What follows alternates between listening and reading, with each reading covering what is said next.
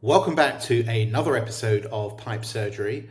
This week we are delving into our world of literature because the question is, which books do we recommend for improving sales performance? And there are just so many. Simon, I know you are Mr. Well Read, particularly when you're on holiday. You take like a stack with you and you're laying by the pool, jamming up on the latest sales stuff. So kick us off and we'll see what's flying. It's a good question. One I get asked quite a lot anyway. So there's a few books that I'd recommend, and none of them have got sales in the title, and I'll explain why on each book. So the first one is almost like a textbook. It reminds me of my old chemistry textbooks. It's massive. Shame I haven't got it with me here. It will take up half the screen. It's a book called Influence by Robert Cialdini. It was written a few decades ago, and they've now upgraded it to a more recent version. He's actually active on LinkedIn if you want to follow Robert Cialdini. But his book's called Influence, The Psychology of Persuasion. So you can imagine that that's very relevant to any sales techniques and sales closing and anything around trying to move a sales process along. It sounds like a big university course style book, which is probably why I veer away from these things. What are the key highlights, Simon? So he splits it into a few sections. So one of them is about this notion of reciprocity, where you did something for me and I'll do something for you, and that helps with persuasion. He talks a lot about social proof, which is so totally relevant today, and he's upgraded it again for this generation and how it works now. He also talks about things like likability and how important that is. He gives a great example of a car salesman who was the number one car salesman in the whole of the US a few decades ago, and it's all down to likability. And other things more like authority. I think the other ones are like scarcity, like how scarce the resource is, and things like commitment and consistency. But he splits them into all the sections, gives great examples. And as you say, it's more of a school textbook, but it's things that I rely on sometimes in my own day-to-day sales. So that's Influenced by Robert Cialdini.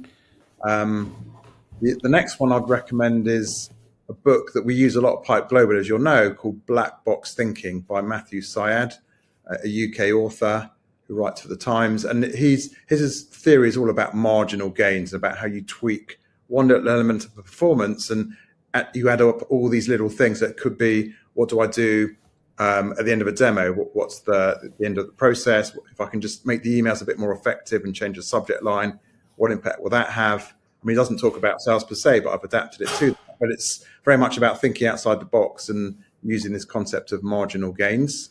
I think what's interesting about marginal gains is, and we've seen this in so many gigs that we've done on sales advisory and playbook creation, is often with sales teams, there's no such thing as sort of like a silver bullet. Often CEOs or VP sales will say, this is what I think could turn the whole thing around. Yeah. And actually, we know from experience, it is never really like that in practice. There is this, as you say, marginal gains approach, which is, these few percent tweaks across the behaviors, the processes, the people, product, whatever it is, that pushes, rather like the coin game in the fairground, it then pushes to the success.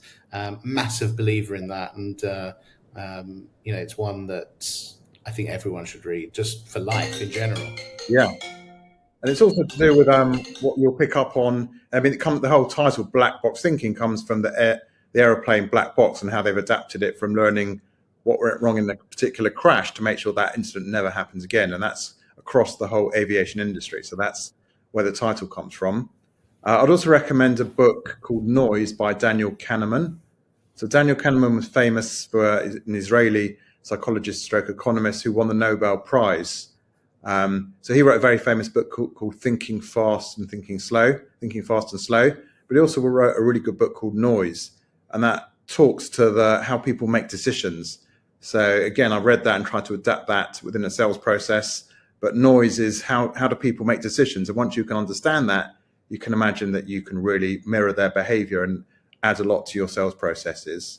And one other final book I'd recommend, again, it's nothing to do with sales in the title, but highly relevant, is a book called Grit by Angela Duckworth. And the book is, as it says, about grit, and it talks about resilience, goal setting, targets. And a lot of her central thing is you can have some core skills, but you really can improve them and increase them by having the right goal setting, the right focus, etc. And we've seen that ourselves in sales processes in where we've recruited as well.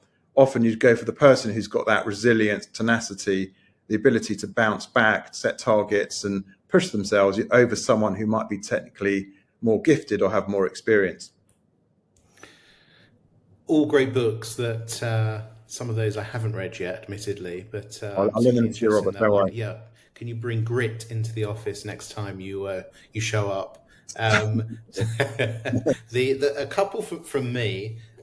This one's a classic, as you know, as old as it goes. I mean, this was first published in like the 50s, early 50s, or actually even maybe earlier, possibly even in the 30s. But Dale Carnegie's, How to Win Friends and Influence People, an old classic. But if you read the stories and the anecdotes that Carnegie puts in there, you pick out the behavioral processes, the psychology of how to work with people. And I think this is actually going to be even more relevant than ever in a world of automation and AI. There will be things that live in that domain, but there are still going to be the human greasing of the wheels, shall we call it, that Carnegie slammed a long time ago. I read this at least once a year just for the stories, because it just reinvigorates you for understanding how to deal with people, because that is ultimately what it's all about. One from me that is sort of a little bit off topic. It's not a sales book, but I, as you know, am a big advocate of, if you're not selling, go back to the roots of how you're marketing and running your brand, Yeah. because often we're trying to sell to people who don't want to be persuaded. It's so much easier to sell to people who are already convinced. So actually getting your brand and marketing in place so that people already are down the funnel when they come into the funnel to speak to salespeople. So Donald Miller's Building a Story Brand, absolutely love this. Yeah. He takes you on a journey of how to create your story as a company, as a product, where you sit in this. He uses Hollywood as an example, basically, that all movies go through the same pattern, that you Yeah. have a person who encounters a problem and there's a villain, and you as the salesperson, as the marketeer, are coming in as the guide to really take the hero of the story, not us, Yeah. the actual prospect, all the way through to success. So he really sets you up for getting your message clear. Yeah, And stories are vital in sales. They really are. We've seen that so often in the past. People buy into the story and the vision and the emotion much more than the stats and things that people you think would influence people. It's much more. We often rationalize a purchase on our mind emotionally because of the story, and then go back later on to the stats and the more like traditional proofs. lastly, it's not a book, but it's a podcast. Go back into the archives and listen to particularly the older episodes of Devon Reed when he was at Gong on Reveal Intelligence, which was just an excellent series of podcasts over a couple of years where Devon, his co-host, I forget her name, have on various guests, and it is just excellent. And it's a real education audio version into upping your sales performance.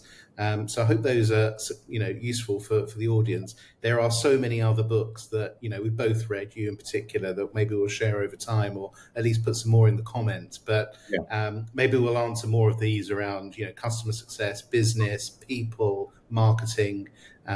So that wraps up another episode of Pipe Surgery.